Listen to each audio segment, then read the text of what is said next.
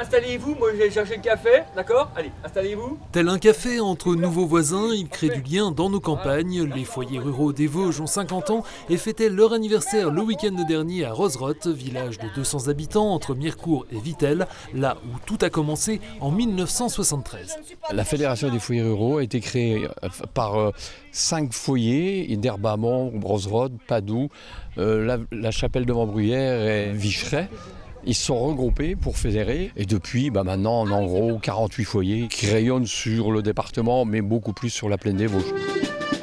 C'est en 1946 que le député socialiste du Front populaire, François Tanguy-Prigent, ministre de l'Agriculture depuis la Libération, décida de fédérer les foyers ruraux sous la forme d'associations d'éducation populaire pour leur donner plus de poids et autant de chances aux habitants du milieu rural qu'urbain d'accéder à de nombreuses activités. C'est en fonction de des envies et des besoins de chacun, mais ça va beaucoup plus loin puisqu'en fait on a une grosse activité en direction de l'enfance et de la jeunesse, ce qui est important pour les ouvrir sur la culture, le sport, le lien social, la vie en collectivité, la vie en commun. Applaudissements pour nos bénévoles. Les foyers ruraux des Vosges regroupent à ce jour 3000 adhérents, un chiffre semblable à la période d'avant Covid, et ce malgré le vieillissement des populations.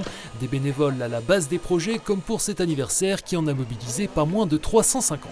Notre caractéristique à nous, c'est peut-être d'être engagé au quotidien auprès des habitants et puis d'avoir une dimension transition éco, parce que ça on y tient, donc ça c'est une vraie dimension qui nous caractérise, et puis vraiment une écoute et une participation des citoyens aux actions qu'on mène. Seuls les plus forts ont survécu jusqu'à nous, la race supérieure. Des actions menées sans objectif de profit ou de rendement, mais avec comme leitmotiv de faire vivre un territoire et d'enrichir l'individu, telle cette machine à déconner capable de faire disparaître les caractères les plus exécrables et de nous rendre l'innocence de l'enfance.